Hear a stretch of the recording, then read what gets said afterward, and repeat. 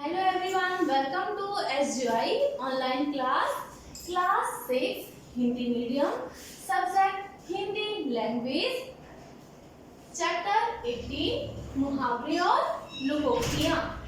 बच्चों, आज मैं आपको हिंदी भाषा के अंतर्गत पाठ 18 में मुहावरे और लोकोक्तियाँ पढ़ाने जा रही हूँ। सबसे पहले बच्चों एक चीज ये आप ध्यान में रखिए कि इस पाठ में आपके मुहावरे और लोकोक्तियाँ काफी हैं। उनको 3 भागों में बांटा गया है, जिसका एक भाग आपके टर्म फर्स्ट में, दूसरा भाग टर्म सेकंड में और तीसरा भाग टर्म थर्ड में आएगा। तो फर्स्ट टर्म का मैं आपको पढ़ा रही हूँ, इसको ध्यानपूर्वक समझिए और इसको आपको नोटबुक में भी नोट करना है। पहले इसकी परिभाषा देखिए। ऐसी स्थिति पर किसी शब्द या शब्द समूह का शाब्दिक अर्थ नहीं लिया जाता है, बल्कि उसी से मिलता जुलता अर्थ अर्थात लाक्षणिक अर्थ लिया जाता है और यह अर्थ रूढ़ बन जाता है, उसे मुहावरा कहते हैं। अर्थात हम दूसरी भाषा में ये भी कह सकते हैं कि मुहावरे जो हैं वह भाषा की सुंदरता बढ़ाने के काम में आते हैं, ठीक है। लेकिन जो इस वाक्य का अर्थ, जो इस वाक्य को जब हम किसी में प्रयोग करते हैं, जैसे यहाँ लिखा आग बबूला होना, ठीक है, तो आग बबूला होना अर्थात अति क्रोधित होना, ये अर्थ की क्या होता है, प्रधानता को बढ़ा देता है, ठीक। तो सबसे पहला इसमें क्या है मुहावरा, आकाश से बातें करना। इसका अर्थ हुआ बहुत ऊंचा होना। वाक्य प्रयोग, हिमालय की चोटियां तो आकाश से बातें करती हैं। दूसरा, आग बबूला होना, बहुत क्रोधित होना। वाक्य प्रयोग देखिए, आग बबूला होने की कोई बात नहीं, यह तो अपना पेन चलते बनो। इसके बाद, आकाश पाताल एक करना, अर्थ बहुत अधिक श्रम करना, बहुत अधिक श्रम करना। वाक्य प्रयोग देखिए बच्चों, ये पहले का वाक्य प्रयोग है, ये दूसरे का और ये तीसरे का। वाक्य प्रयोग में क्या है, रोहन ने जब नया व्यापार आरंभ किया तो आकाश पाताल एक कर दिया। चौथा है, अपना उल्लू सीधा करना, अर्थ इसका अपना स्वार्थ सिद्ध करना। वाक्य प्रयोग देखिए इसका, वाक्य प्रयोग क्या है, सुधा को तुमसे काम है, इसलिए अपना उल्लू सीधा करने के लिए वह चिकनी चिकनी व चुपड़ी बातें कर रही है। पांचवा, ईद का चांद होना, अर्थ बहुत समय पश्चात दिखाई देना। इसका वाक्य प्रयोग देखिए, बड़ी मुद्दत के बाद मिले हो भाई, तुम तो बस ईद के चांद हो गए हो।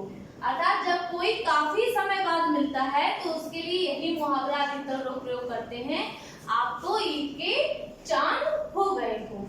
इसके बाद छठवां है मुहावरा, ईंट का जवाब पत्थर से देना, दुष्ट की दुष्टता से बढ़ चढ़कर दुष्टता करना। अर्थात जब आपके लिए कोई हानि पहुंचाता है तो उसका जवाब उससे दुगनी हानि में देना, अर्थात ईंट का जवाब पत्थर से देना। इसके बाद बच्चों वाक्य प्रयोग देखिए इसका, इस बार तुमने मुझे हाथ लगाया तो ईंट का जवाब पत्थर से दूंगा। सातवां देखिए मुहावरा, उंगली पर नचाना, अर्थात वश में करना। वाक्य प्रयोग देखिए, वाक्य प्रयोग क्या है, मोहन की पत्नी उसे उंगली पर नचाती है। आठवां, ऊंट के मुंह में जीरा देना, अर्थ इसका अधिक खाने वाले को कम देना। वाक्य प्रयोग बच्चों देखिए इसका क्या होगा, वाक्य प्रयोग है दारा सिंह जैसे पहलवान के नाश्ते में 2 पराठे देना ऊंट के मुंह में जीरा देना है। एक को पुनः देखिए बच्चों। ऐसी स्थिति पर किसी शब्द या शब्द समूह का शाब्दिक अर्थ नहीं लिया जाता बल्कि उसी से मिलता जुलता अर्थ अर्थात लाक्षणिक अर्थ लिया जाता है और यह अर्थ रूढ़ बन जाता है, तब उसे मुहावरा कहते हैं। अब मुहावरे पुनः देखिए। पहला मुहावरा है आकाश से बातें करना, अर्थ हुआ बहुत ऊंचा होना। वाक्य प्रयोग हिमालय की चोटी तो आकाश से बातें करती है। दूसरा देखिए आग बबूला होना, बहुत क्रोध करना, ये इसका अर्थ हुआ। वाक्य प्रयोग आग बबूला होने की कोई बात नहीं है, यह तो अपना पैन चलते बनो। तीसरा आकाश पाताल एक करना, बहुत अधिक श्रम करना। वाक्य प्रयोग देखिए इस मुहावरे का। रोहन ने जब नया व्यापार आरंभ किया तो आकाश पाताल एक कर दिया। चौथा देखिए अपना उल्लू सीधा करना, अपना स्वार्थ सिद्ध करना, ये इसका अर्थ हुआ। वाक्य प्रयोग देखिए सुधा को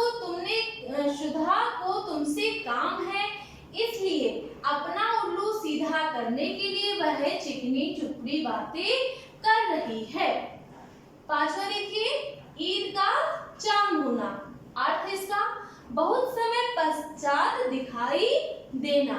वाक्य प्रयोग देखिए बच्चों बड़ी मुद्दत के बाद मिले हो भाई, तुम तो बस ईद के चांद हो गए हो।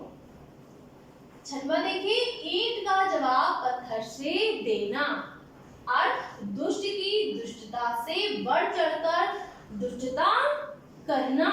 वाक्य प्रयोग इस बार तुमने मुझे हाथ लगाया तो ईंट का जवाब पत्थर से दूंगा। सातवां देखिए उंगली पर नचाना, बस में करना।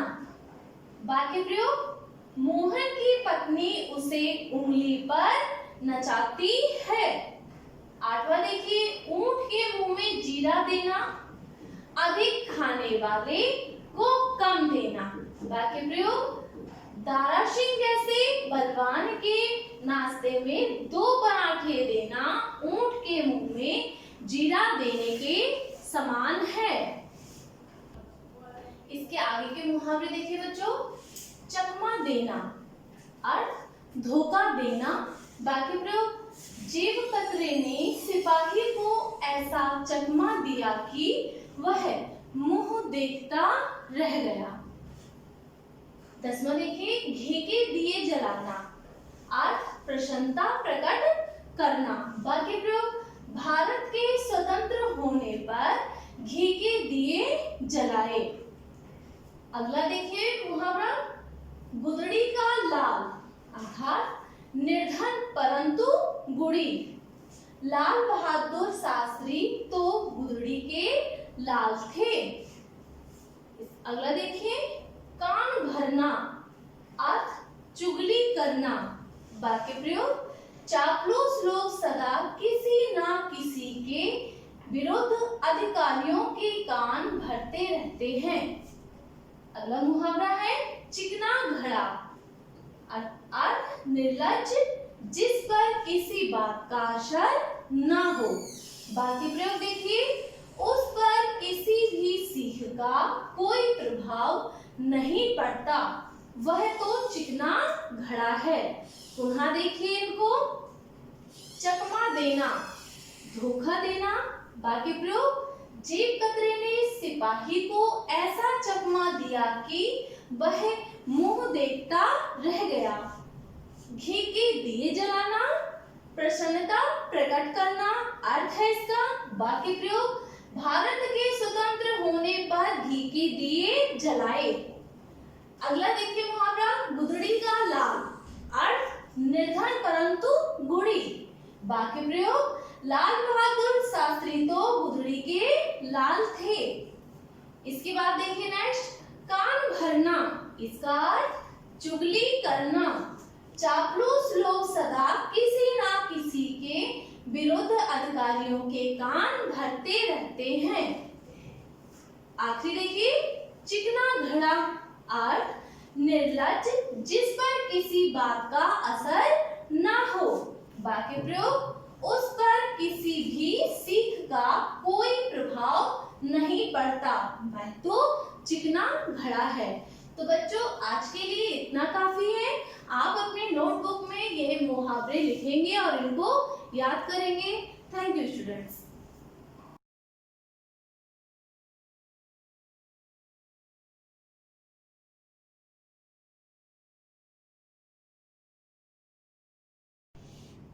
Myself Rakesh Kumar, maths teacher of Shivaji group of institution. Math class में 6th क्लास हिंदी मीडियम के बच्चों का स्वागत है। तो बच्चों, पिछली क्लास में आपने एक्सरसाइज नंबर 3.5 तक अध्ययन कर लिया था। इस क्लास में एक्सरसाइज नंबर 3.6 का अध्ययन करेंगे। तो क्वेश्चन नंबर 1 है इसका, निम्नलिखित में आधार व घातांक ज्ञात कीजिए। तो पहला पार्ट है आधार व घातांक। घातांक ज्ञात कीजिए। पहले पार्ट में आपके 5 पार्ट हैं और 5 में से कोई 3 बताया दे रहा हूं। तो पहला है 2 पावर 6 में आधार और घातांक ज्ञात करने। तो आधार बराबर 2, यानी जो नीचे संख्या लिखी होती है वो आधार और ऊपर जो लिखी होती है वो घातांक। तो घातांक बराबर 6।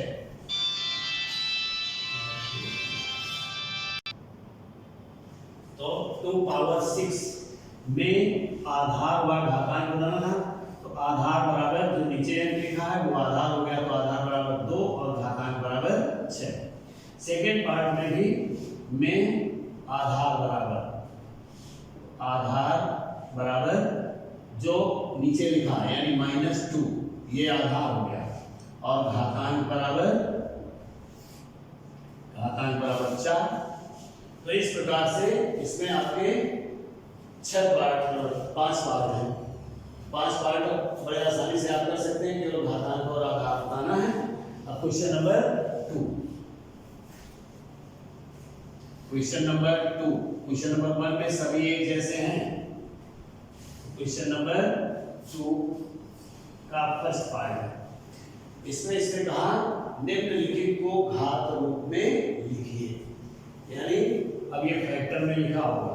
तो 4 गुणा 4 गुणा 4 गुणा 4 गुणा 4, शायद 5 बार है, 4 7 बार है, गुणा 4 और गुणा 4 7 बार है। 1 2 3 4 5 6 7। तो इसको घातांक के रूप में लिखना है। तो इनमें से क्योंकि सभी समान संख्याएं हैं, तो any1 एक को हमने लिख दिया और इनको फिर काउंट करते हैं। जितने बार ये लिखे गए हैं ये घात में होता है। तो 1 2 3 4 5 6 7 बार आया हुआ है, तो घात 7 हो गया और आधार 4 हो गया। अब ब्रैकेट अगर ना भी लगाए तब भी कोई बात नहीं है, 4 के घात 7 और चाहे तो आप ब्रैकेट लगा। इसी प्रकार से थर्ड पार्ट है 12 गुणा 12 गुणा 12, ये लिखा हुआ है 6 बार। इसका थर्ड पार्ट में है 12 गुणा 12 गुणा 12 गुणा 12 गुणा 12, 5 हुए और 1 12। तो any1 चूंकि सभी 12 हैं, एक ही अंक है, 12 तो हमने लिख दिया और इसके बाद ब्रैकेट, इनको फिर काउंट करेंगे। 1 2 3 4 5 और 6, तो आधार हो गया 12 और घातांक हो गया 6। शायद आ गया होगा। तो इसी प्रकार से आप क्वेश्चन नंबर 2 भी कंप्लीट कर सकते हैं। अब क्वेश्चन नंबर 3 में है निम्न का मान ज्ञात कीजिए। क्वेश्चन नंबर 3, मान ज्ञात कीजिए,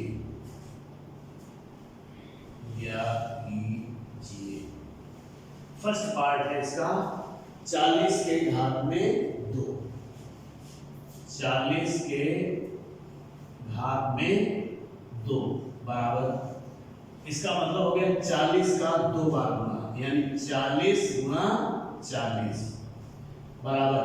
अब 4 का 4 में गुना कर देंगे तो 4 चौको 16 और एक जीरो ये लगा दिया और इसका भी एक जीरो लगा दिया, ये आंसर हो गया। 40 आधार था और घातांक 2 था, यानी आधार का 2 बार गुना, 40 गुना 40 और गुना करके लिख दिया 4 चौको 16 और एक जीरो 2 जीरो और लगा दिए, 16 से हो गया, ये आंसर हो गया। सेकेंड पार्ट में -1 के घात में 47 -1 पावर में 47 बराबर। अब इसमें आप ध्यान ये रखना है कि 47 बार गुना करोगे तो पूरा पेज भर जाएगा, तो थोड़ा इसमें टेक्निक का याद रखिए, यानी आधार -1 है और घातांक में 47 है, तो ध्यान ये रखना है। जैसे अगर हम कहें -1 के घात में 2 तो बराबर -1 गुना -1, तो ये बराबर हो गया, माइनस माइनस का गुणा करेंगे तो प्लस में चेंज हो जाएगा, 1 एकम 1, यानी सम संख्या है तो ये धनात्मक हो गया। लेकिन अगर -1 के घात में करते हैं 3 तो -1 इंटू -1 इंटू -1 3 बार करना होगा। पहले इन दोनों का गुणा करेंगे तो माइनस माइनस का गुणा किया तो प्लस और 1 का गुणा किया 1 इंटू -1 और अब इनका गुणा करेंगे तो -1। इससे हमको ये पता चल गया कि अगर घातांक में सम संख्या है तो इसका मान धनात्मक हो जाएगा और अगर विषम संख्या है तो इसका मान ऋणात्मक हो जाएगा। तो इसलिए विषम संख्या है इसलिए इसका मान -1 होगा। थर्ड पार्ट में है -1 के पावर में 50, -1 पावर में 50, तो एक वस्तु। अब ध्यान दीजिए, इसमें विषम संख्या थी, इसमें सम संख्या है, तो सम संख्या में कितना क्या आना है, प्लस का 1 सर आ गया होगा। इसी प्रकार से अब 6 पार्ट है, 3 के घात 2 गुणा 2 के घात 3, इसका छठवां पार्ट, छठवां पार्ट 3 के घात 2 गुणा 2 के घात 3, 3 के घात 2 गुणा 2 के घात 3, तो इनका अलग अलग मान निकालना होगा, क्योंकि ना तो घातों में कोई रिलेशन है और ना ही आधारों में।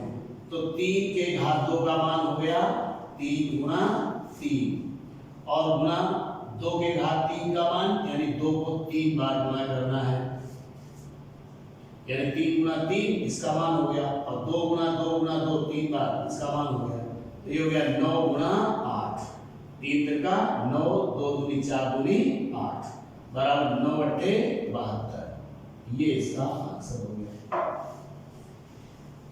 चलिए अब इसी प्रकार से 7वां पार्ट भी आप कर सकते हैं, 8वां भी कर सकते हैं। अब भाग वाला बताते हैं। 9वां पार्ट -4 के घात 5 भाग -4 के घात 3। 9th पार्ट, अब चूंकि भाग आ रहा -4 के घात में और फिर भाग -4 के घात में, एक में है 5 और 4, 5 और 3, 5 और 3, यानी -4 के घात 5 भाग -4 के घात 3, तो -4 आधार समान होने पर भाग में घातें घट जाती हैं, तो बराबर -4 के घात में 5 - 3 बराबर -4 के घात में, हमने क्या कहा भाग में घातें घटती हैं, तो आधार समान है इसलिए एक आधार को लिख दिया, 5 - 3 लिख दिया, अब 5 में से 3 घटाया तो 2 बच गया बराबर -4 और गुना -4, 2 बार इसका गुणा कर लिया, माइनस से माइनस का गुणा किया तो प्लस में चेंज हो गया, 4 चौको 16 और ये इसका आंसर हो गया। शायद आ गया होगा। इसी प्रकार से 10th पार्ट और 12th पार्ट देखिए लास्ट का। इसका 12th पार्ट है, 12th पार्ट में है 2 के घात में 3, 2 के घात 3 और गुणा -3 के घात में 2 गुणा 8। इसका मान बताना है। तो 2 के घात 3 का मान हो गया 2 गुणा 2 गुणा 2 3 बार लिखना है, और गुणा -3 को 2 बार लिखना है, गुणा -3 और ये गुणा 8 ही हो गया। 2 दूनी 4 दूनी 8, 8 गुणा 8, ये वाला 8 उठा के यहाँ लिख दिया, और -3 और -3 का गुणा किया तो प्लस में माइनस का गुणा किया तो प्लस हो गया, 3 का 9 हो गया। 8 8 64 और गुणा 9 बराबर 9 चौको 36 और 9 छक्का 54 और 3 57 और 576 हो गया। ये इसका आंसर हो गया। चलिए अब क्वेश्चन नंबर 4 लिखा है निम्नलिखित का वर्ग ज्ञात कीजिए। वर्ग का मतलब होता है जो संख्या दी गई है उसके घात, वो 2 आधार हुए और घात में उसके 2 का मान ज्ञात करना है। तो वर्ग ज्ञात कीजिए, ज्ञात कीजिए। और ये चौथा क्वेश्चन है, चौथा है, चौथे में है -3, ठीक। तो माइनस फर्स्ट पार्ट है -3 का वर्ग ज्ञात करना है, तो घात में 2 बराबर -3 गुणा -3। अब माइनस का गुणा करेंगे तो प्लस हो जाएगा, 3 का 3 में करेंगे तो 9 हो जाएगा। सेकेंड पार्ट -5 वर्ग करना है इसलिए घात 2, -5 गुणा -5 बराबर माइनस का गुणा करेंगे तो प्लस में चेंज हो गया, 5 25।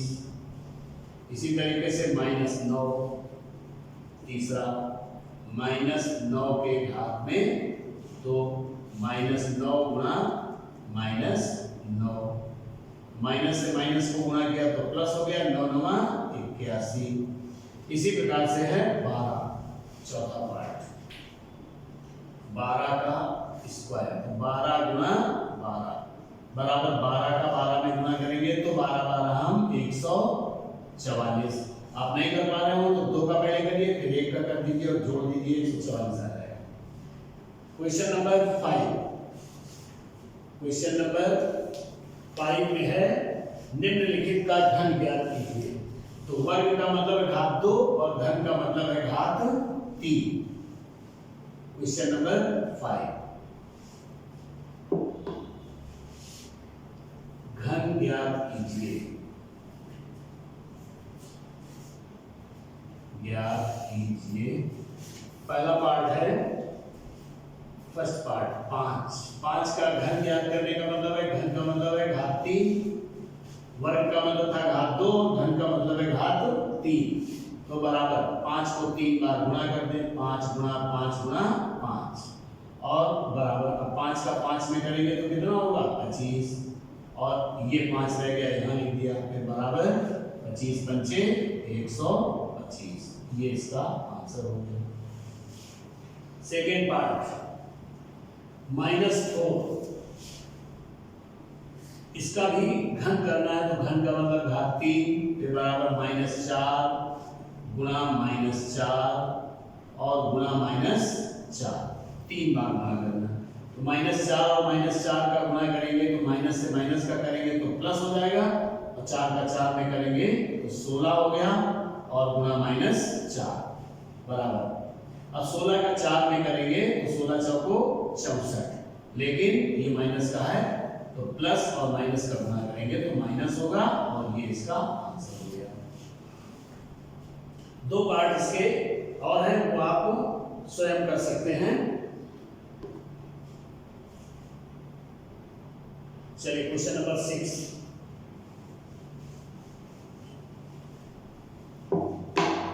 Question number 6। 6 में 4 पार्ट हैं, तो पहला पार्ट, फर्स्ट पार्ट, -2 के घात 3, -2 के घात 3 गुणा -2 के घात 2, -2 के घात 2 बराबर -2 के घात 5, -2 के घात 5। अब देखिए, घातांकों के नियम के अनुसार आधार समान होने पर गुणा में घातें जुड़ती हैं। तो अगर हम लेफ्ट हैंड को लेते हैं, लेफ्ट हैंड साइड, तो बराबर होगा -2। आधार समान है इसलिए एक आधार को लिख दिया। अब घातें जुड़ती हैं तो 3 + 2 बराबर -2 के घात में 3 + 2 5। और यही राइट हैंड साइड में लिखा है, तो दोनों सेम हो गए, लेफ्ट हैंड साइड और equals to right hand side. चलिए, इसका सेकेंड पार्ट, अब थर्ड पार्ट बताते हैं। सेकेंड एक जैसा है, थर्ड पार्ट में है 6 का स्क्वायर प्लस 8 का स्क्वायर बराबर 10 का स्क्वायर। तो पहले लेफ्ट हैंड साइड सॉल्व करेंगे। 6 का स्क्वायर क्या होगा? 6 गुणा 6 और प्लस 8 गुणा 8, तो बराबर 6 का 6 में करेंगे तो 36 हो गया, और प्लस 8 का 8 में करेंगे तो 64 हो गया। अब दोनों को जोड़ देंगे तो 6 × 4 = 10, 6 × 3 = 9 और 1 = 10। ये लेफ्ट हैंड साइड मिला। अब यहाँ राइट हैंड साइड ले लें तो 10 का स्क्वायर, 10 का स्क्वायर बराबर 10 गुणा 10 बराबर 100। तो देख रहे हैं, इसमें भी 100 आ रहा है, इसमें भी 100 आ रहा है। Left hand side equals to right hand side. Solve हो गया। इसी प्रकार से माइनस में है, चौथा पार्ट और देख लीजिए, इसका फोर्थ पार्ट।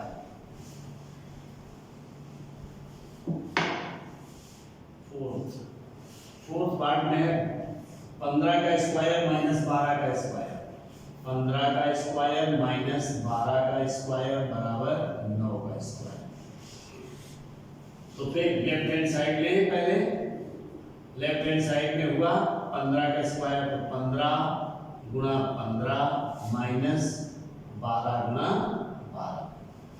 15 का 15 में गुणा करेंगे तो 15 पंचे 75 और 15 एकम 15 7 22 और माइनस 12 का 12 में करेंगे तो 144 होता है। 12 दूनी 24, 12 एकम 12 और 2 14 बराबर। अब इन दोनों को घटा देते हैं, तो 5 में से 4 घटाएंगे। अगर आप ऐसे नहीं घटा पा रहे हैं तो यहाँ लिख सकते हैं 144। 5 में 4 कम करेंगे तो 1 और 12 में 4 कम करेंगे तो 8 और 1 में 1 कम करेंगे तो 0, यानी हो गया 81। अब इसी तरीके से राइट हैंड साइड तो बराबर 9 का स्क्वायर बराबर 9 गुणा 9 तो बराबर 81। तो left hand side equals to right hand side,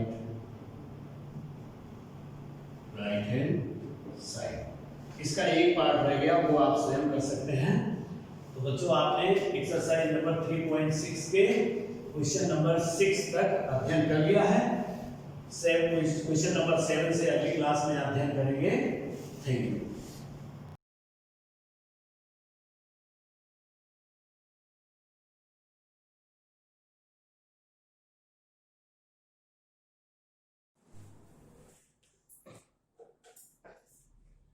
Hello class, welcome to you Shivaji group of institutions online classes. Students, मैं आज आपको चैप्टर 5 जैन धर्म और बौद्ध धर्म के बारे में पढ़ाने जा रही हूँ। हम सभी भारत में रहते हैं। भारत में रहने के कारण हम सभी क्या है, भारतीय हैं।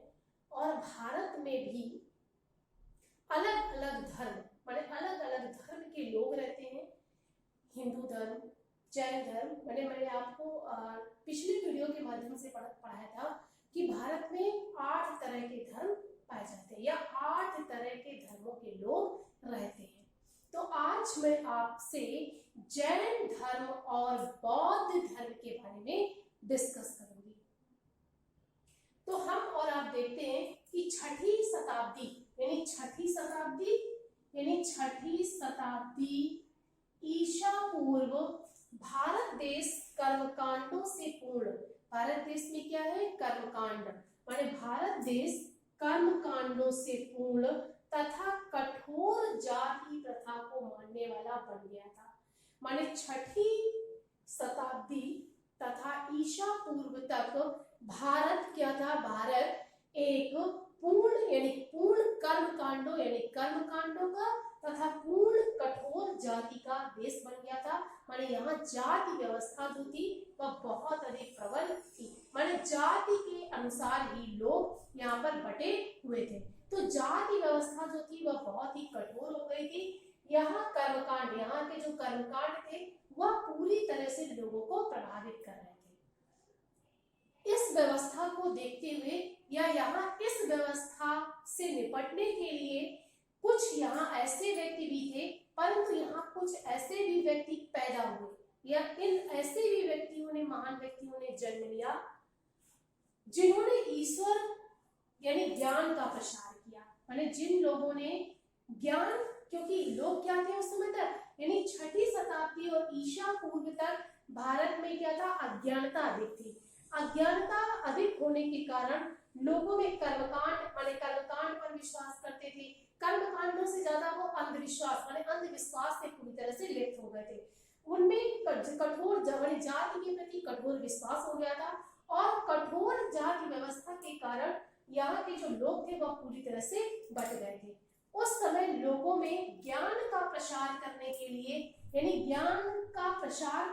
लिए कुछ ऐसे व्यक्तियों ने जन्म लिया या कुछ ऐसे महान व्यक्तियों ने जन्म लिया तथा जन्म लेने के बाद उन्होंने ये ध्यान दिया कि अपने ध्यान से ईश्वर के प्रकाश की तलाश की कि इस संसार में जो भी कुछ हम देखते हैं उस सब में क्या है, एक ईश्वर है और ईश्वर का प्रकाश क्या है, माने ईश्वर की लाइट कहाँ से है, हम सभी कैसे चलते हैं, कभी किस तरह से ये प्रकृति जो हमारी है, प्रकृति से हमें क्या प्राप्त होता है, हम सभी इस पृथ्वी पर रहते हैं, सांस लेते हैं, भोजन करते हैं, ये सारा जो सब कुछ हमें एक आश्चर्य सा दिखाई देता है वो क्या है, ईश्वर का प्रकाश। उस ईश्वर माने ये ईश्वर का प्रकाश कहाँ से है तथा ईश्वर के उस प्रभुता यानी प्रकाश को कैसे प्राप्त किया जा सकता है।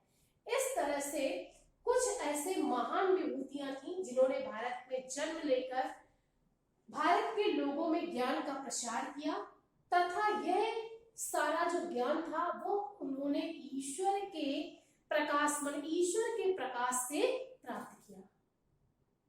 तो नाउ स्टूडेंट्स, उस समय की जब हम बात करते हैं छठी शताब्दी जब क्या था, हमारा समाज यानी हमारा हिंदू समाज पूरी तरह से अज्ञानता में डूबा हुआ था। माने किसी भी तरह से लोगों में ज्ञान का प्रसार नहीं हो रहा था, लोग भी किसी भी तरह से जाति व्यवस्था तथा एकता को समझने में नाकाम थे। उस समय दो ऐसे व्यक्तियों ने जन्म लिया जिन्होंने जीवन का सच्चा अर्थ समझने के लिए कि जीवन का सच्चा अर्थ क्या है, what mean true meaning of the life, माने जीवन का सच्चा अर्थ क्या है, जीवन माने जो हम लोग जीवन जी रहे हैं इसका सही मीनिंग क्या है, इसके सही अर्थ को जानने के लिए संसार को समझाया। माने इन्होंने संसार को समझाने के लिए ज्ञान का प्रसार किया, ईश्वर के प्रकाश को प्राप्त किया तथा अपने ज्ञान के प्रकाश को एकत्र करके लोगों को एक सही मार्ग दिखाया। अंडरस्टैंड? तो स्टूडेंट्स, मैं आपको बताना चाहती हूँ कि छठी शताब्दी माने जैन धर्म और बौद्ध धर्म से क्या मतलब है। तो छठी शताब्दी यानी ईसा पूर्व तक क्या था, हमारे यहाँ भारत में लोग कर्मकांडों पर अधिक विश्वास करते थे, मूर्ति पूजा पर, जाति व्यवस्था, कई ऐसी कुरीतियां थी जिन पर लोग विश्वास करके एक दूसरे से बटे हुए थे। कोई भी किसी की उसकी मदद या किसी भी तरह से मदद करने के लिए तैयार नहीं था। परंतु भारत में उस समय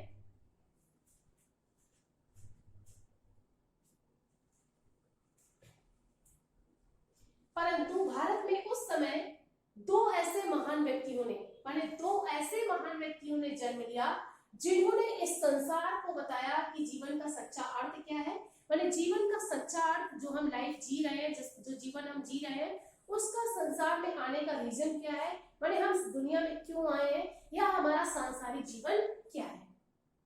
तो स्टूडेंट्स, पहले हम सबसे पहले बात करते हैं बौद्ध धर्म के बारे में। बौद्ध धर्म क्या था, बौद्ध धर्म के बारे में डिस्कस करेंगे। तो बौद्ध धर्म के संस्थापक कौन थे? गौतम बुद्ध। माने बौद्ध धर्म की स्थापना यानी बौद्ध धर्म के बारे में हमें सबसे पहले बौद्ध धर्म का संस्थापक कौन था? गौतम बुद्ध था।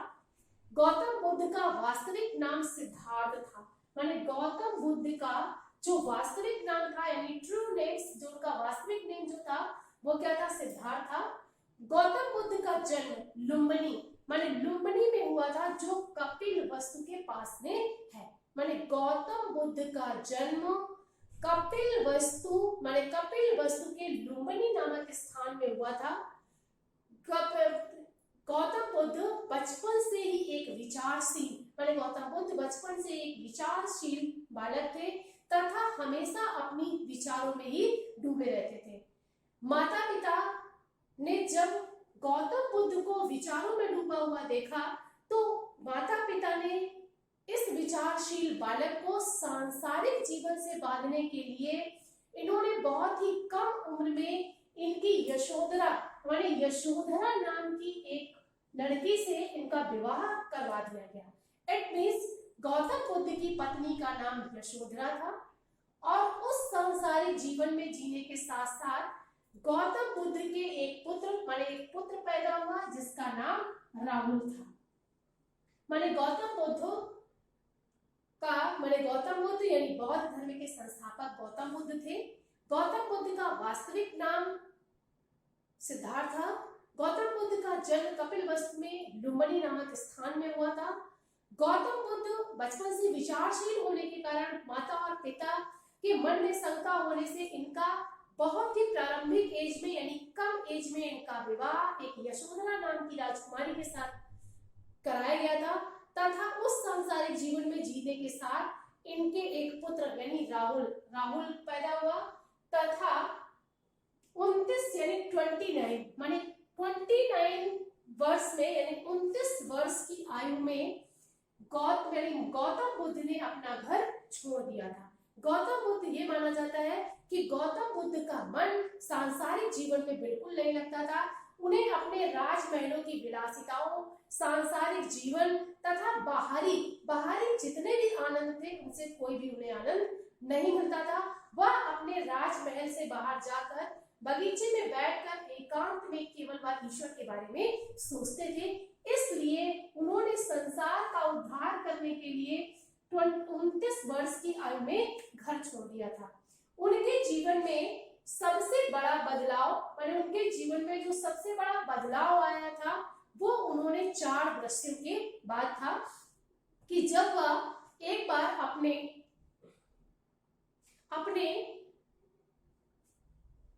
राज्य में अपने दरबारी चन्ना के साथ घूमने गए।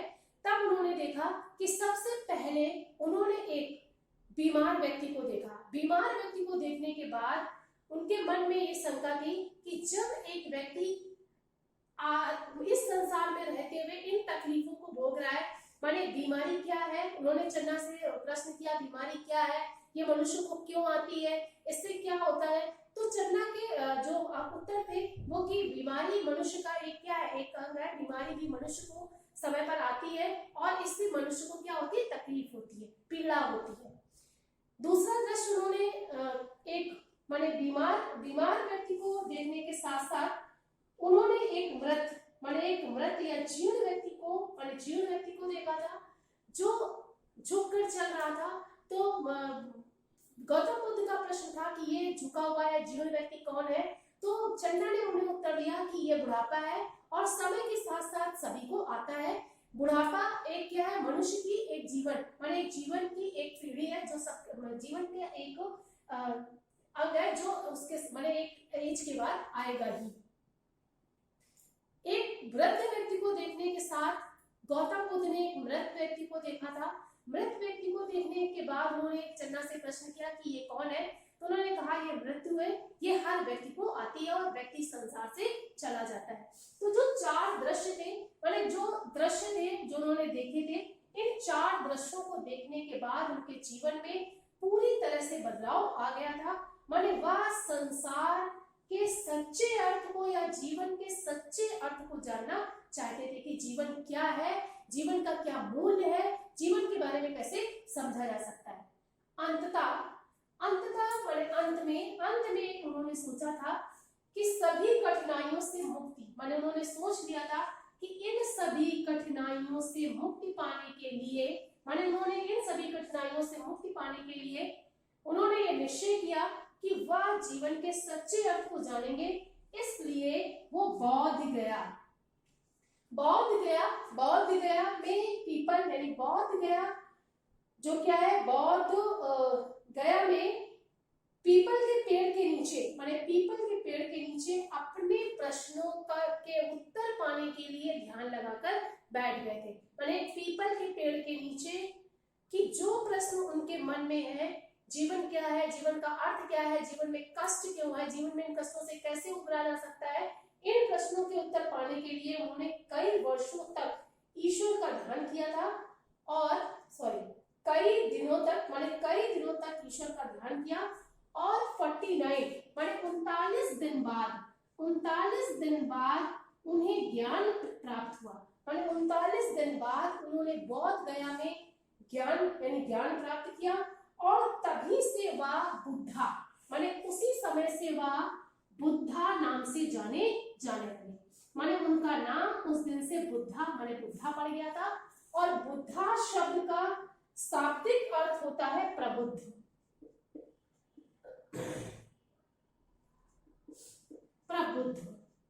बुद्धा शब्द का शाब्दिक अर्थ होता है प्रबुद्ध। प्रबुद्ध का मतलब होता है जो ज्ञान से भरा हुआ है, यानी उस दिन से ही उनका नाम बुद्ध पड़ गया था और वह संसार में सबसे बुद्धिमान जाने लगे थे। इस प्रकार अपना ज्ञान प्राप्त करने के बाद उन्होंने बोध गया में ज्ञान प्राप्त करने के बाद उन्होंने वाराणसी के निकट सारनाथ में अपना उपदेश दिया था।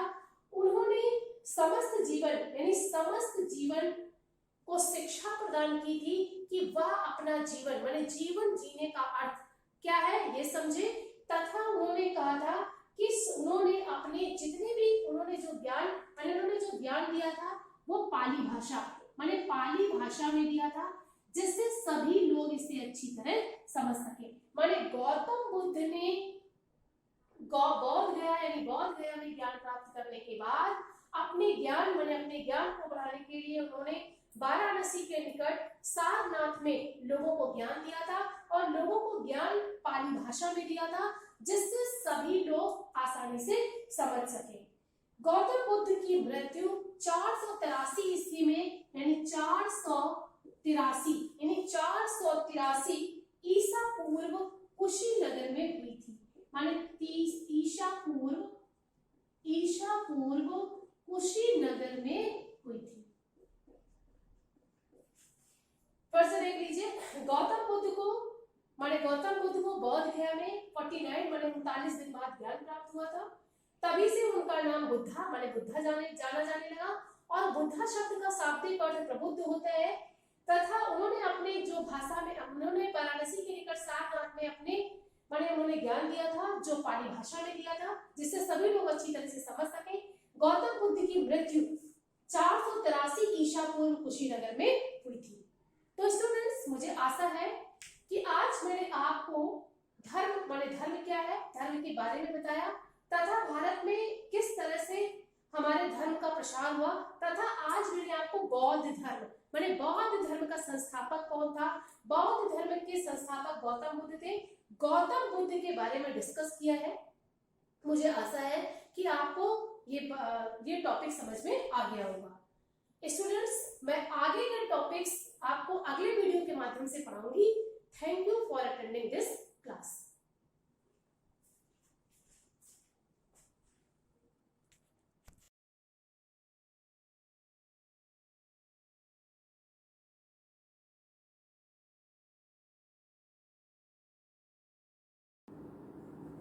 Good morning students. बच्चों क्लास 6H में आपका कंप्यूटर की क्लास में स्वागत है। आज हम लोग चैप्टर नंबर 3 में MS वर्ड पढ़ेंगे। ठीक है, MS वर्ड का ये रिवीजन क्लास है। ऑलरेडी हम लोग ये सारे टॉपिक पहले डिस्कस कर चुके हैं, पर आज हम लोग फिर से ये पढ़ेंगे। आज हम लोग MS वर्ड में किसी भी नई फाइल को कैसे ओपन करना है हम लोग ये देखेंगे। कोई एक नई फाइल को कैसे ओपन करेंगे, अगर आपने एक बार फाइल बना ली है तो उसको कैसे ओपन करेंगे, और किसी भी फाइल को कैसे सेव करेंगे। ओके, तो आज हम लोग 3 चीज़ें करेंगे और हम इस पूरी 3 प्रोसेस को 3 स्क्रीन में अलग अलग डिवाइड करके यहीं पे ही आपको इन शॉर्ट में बताते चले जाना है। ठीक है, सारे स्टेप्स मैं लिखूंगी, इसकी शॉर्टकट की ये सारी चीज़ें। ठीक, सबसे पहले हमारा टॉपिक है नई फाइल को बनाना। हम नई फाइल को कैसे बनाएंगे MS वर्ड में। सबसे पहले आप क्या करेंगे, फाइल मेन्यू पे जाएंगे। ठीक है, तो आपको क्या करना होगा, इसका पहला स्टेप क्या है, क्लिक ऑन फाइल मेन्यू। आप फाइल मेन्यू पे क्लिक करेंगे। सेकंड ऑप्शन क्या होगा आपका, क्लिक ऑन न्यू बटन, यानी कि आपको जो नया उसमें जो नया बटन है न्यू करके उसमें एक ऑप्शन होगा, आप उसमें क्लिक करेंगे। ठीक है, क्या जैसे ही आपने क्लिक ऑन न्यू बटन किया, एक नया जो है आपकी नई डॉक्यूमेंट ओपन हो जाएगी। ठीक है, इस प्रकार से आपका क्या होगा, एक न्यू डॉक्यूमेंट 1 ओपन हो जाएगा। आई थिंक सबको क्लियर हो गया। इसके 3 स्टेप होते हैं। फाइल मेन्यू पे गए, click on file menu, new पे क्लिक किया और आपका नया डॉक्यूमेंट ओपन हो जाएगा। बाय डिफॉल्ट जब हम लोग कोई फाइल का नाम नहीं देते हैं तो हमारी जो फाइल होती है जिसका नाम क्या होता है, document1.doc। ये मैं यहाँ पे लिख दे रही हूँ। आपका फाइल का नाम क्या होगा, document1.docx। doc या dox दोनों में से कुछ भी लिखेंगे वो राइट होगा। तो इस तरह से ये हमारा फाइल नेम हो गया। ठीक है, अब आपका कमांड आता है, मैंने कहा था दूसरा हम लोग जो बताएंगे। अब आपको करना क्या है कि मान लीजिए कि हमको कोई बनी हुई फाइल है। ठीक है, बनी हुई फाइल को कैसे ओपन करना है, बनी हुई फाइल को ओपन करना।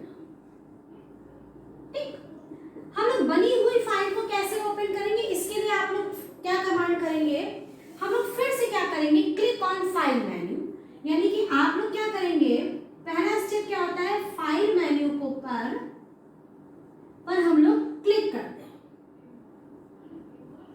क्लिक करेंगे।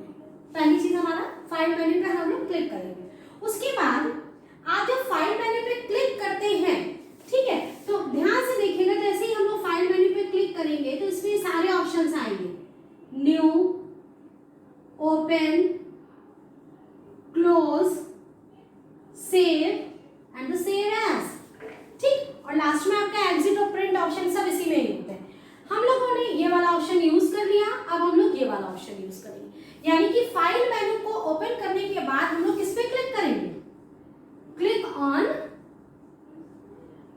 ओपन बटन, यानी कि अब हम लोग किस पर क्लिक करेंगे, हम लोग क्लिक ऑन ओपन, यानी कि अब हम लोग ओपन बटन पर क्लिक करेंगे। हम लोग क्या करेंगे, हम लोग इस तरह से अब हम लोग ओपन बटन पर क्लिक करेंगे। तो बच्चों इस तरह से हमारा जैसे ही हमने ओपन बटन पे क्लिक किया, यहाँ से थोड़ा ध्यान देने वाली बात है, जब आप लोग ओपन बटन पे क्लिक करेंगे आपके स्क्रीन पर एक विंडो ओपन हो जाएगी। ये ध्यान दीजिएगा सब लोग कि आपके स्क्रीन पर एक विंडो ओपन होगी। उस ओपन विंडो में वो, क्योंकि हमको ये नहीं पता ना वो कौन सी फाइल ओपन करनी है, तो यहाँ पे क्या करेगा कि वो एक टेक्स्ट बॉक्स आएगा। ठीक है, और यहाँ पे आपका सारे फाइल के नाम वगैरह पड़े होंगे, यहाँ पे ड्राइव होगी, फाइल नेम होगा, और ये टेक्स्ट बॉक्स होगा जिसमें आपको फाइल का नाम देना है। तो जिसमें आपको फाइल का नाम देना है वहां पे आप क्या करेंगे, यहाँ पे आपने नाम लिख दिया, आपको पता है फाइल का, किस फाइल को हमें, जैसे मान मान लीजिए कल आज हमने किसी फाइल में काम किया, आधा काम के बाद हमने रोक दिया, अब हम लोग क्या करेंगे, दोबारा हम लोग जब दूसरे दिन आए तो हम उसी में ही तो आगे कंटिन्यू करेंगे। तो यानी कि हमको वो नाम देना है। सपोज मैंने फाइल का नाम दिया है SGOI, तो हमारी SGOI नाम की फाइल आज खुलेगी और हम उसमें फाइल अगर वो बनी थी तो फिर वो फाइल ओपन हो जाएगी। ठीक है, यहाँ पे आपने फाइल का नाम दिया और यहाँ पे इसमें एक ओके बटन होता है, आप ओके कर देंगे। जैसे ही आप ओके बटन पे क्लिक करेंगे ये बनी, ये जो SGO नाम की फाइल है ये आपके स्क्रीन पर ओपन हो जाएगी। ठीक है बच्चों, तो इस तरह से क्या हुआ कि हमने बनी हुई फाइल को ओपन कर लिया। अब हमारी बारी आती है कि क्या हम लोग फाइल को सेव कैसे करें। ठीक है, हम लोग किसी भी फाइल को सेव कैसे करेंगे, उसके लिए क्या कमांड होता है। शॉर्टकट कमांड होता है, Ctrl+N से नई फाइल खुलती है, Ctrl+O से बनी हुई फाइल पर हम लोग काम कर खोल सकते हैं, और इसके अलावा अब आपका आता है Ctrl+S। शॉर्टकट की होती है सेव करने के लिए Ctrl+S, यानी कि किसी भी फाइल को आप सेव कर सकते हैं। पर लेकिन अगर इसका वैसे जो जैसे मेन्यू पे क्लिक करने के लिए तब हमारे पास क्या कमांड होता है, हमारे पास सर इसका जो कमांड है वो देखिए। सबसे पहले हम लोगों ने क्या किया, फाइल मेन्यू पर क्लिक करते हैं। फर्स्ट इसका ऑप्शन क्या है, फाइल मेन्यू पर क्लिक करेंगे, सबसे पहला ऑप्शन। दूसरा ऑप्शन क्या है, आप जैसे ही हमारा फाइल मेन्यू ओपन करेंगे तो अब आप क्या करेंगे, क्लिक ऑन सेव बटन। अब आप सेव बटन पर क्लिक करेंगे। अब हम लोग क्या करेंगे, जो आपका सेव बटन दिया हुआ ऐसे भी सेव, इसकी शॉर्टकट की भी इसके बगल में ही Ctrl+S लिखी होती है। ठीक है, तो आप क्या करेंगे, सेव बटन क्लिक करेंगे। जैसे ही हमने सेव बटन पे क्लिक किया, एक आपके पास स्क्रीन ओपन हो जाएगी, एक डायलॉग बॉक्स ओपन होगा। उस डायलॉग बॉक्स में ऊपर आप बहुत ध्यान से नाम देखेंगे, अगर तो वो लिखा होगा सेव एज, यानी कि किसी भी फाइल को जब हमें सेव करना होता है तो उसके लिए ये डायलॉग बॉक्स है। ठीक है, यहाँ पे लिखा होगा ओपन विथ, क्योंकि हमें ओपन किसको करना है। अब यहाँ पे सेव एज में भी बिल्कुल वही चीज हो गई कि यहाँ पे आपका सेव एज लिखा होगा, सेव एज का ये टेक्स्ट बॉक्स होगा, यहाँ पे ओके बटन आपका बना होगा, एक कैंसिल का बटन होगा यहाँ पे, और ये इस तरह से दिया है 5 वगैरह। आपको जहां पर भी अपनी जो फाइल का नाम देना है, सपोज हमें हमारी फाइल का नाम हमें देना है शिवाजी ग्रुप ऑफ इंस्टीट्यूट। ठीक है, तो हम पूरा यहाँ पे शिवाजी ग्रुप ऑफ इंस्टीट्यूट लिख सकते हैं, या हमको मान लीजिए हमको लिखना है सिर्फ शिवाजी लिखना है, तो हमें एज यहाँ पे हमने शिवाजी लिख दिया। क्लियर, इस टेक्स्ट ये जो बॉक्स होता है जिसमें आप लोग नाम वगैरह लिख रहे हो, इसको हम लोग कहते हैं text box, TEXT text box, जहां पर हम कुछ भी टाइप कर सकते हैं। आपने शिवाजी नाम लिखा, आपने ओके कर दिया। क्लियर, तो जैसे ही आपने ओके किया तो आप देखोगे जिस फाइल पे हम काम कर रहे थे, जिसमें कि अभी कोई नाम नहीं लिखा था, जब कोई नाम नहीं लिखा होता है तो मैंने पहले भी बताया था कि उसका नाम होता है डॉक्यूमेंट 1। अब वो नाम बदल के क्या हो जाएगा, शिवाजी, जो हमने दिया है। तो इस तरह से हमारी फाइल जो है वो सेव हो जाएगी। ठीक है बच्चों, तो आज हम लोगों ने 3 चीजें पढ़ी। नई फाइल बनाना, इसका शॉर्टकट की होती है Ctrl+N, बनी हुई फाइल को ओपन करना Ctrl+O, और आपको किसी फाइल को सेव करना है तो उसके लिए शॉर्टकट की होती है Ctrl+S। ठीक है, तो इस तरह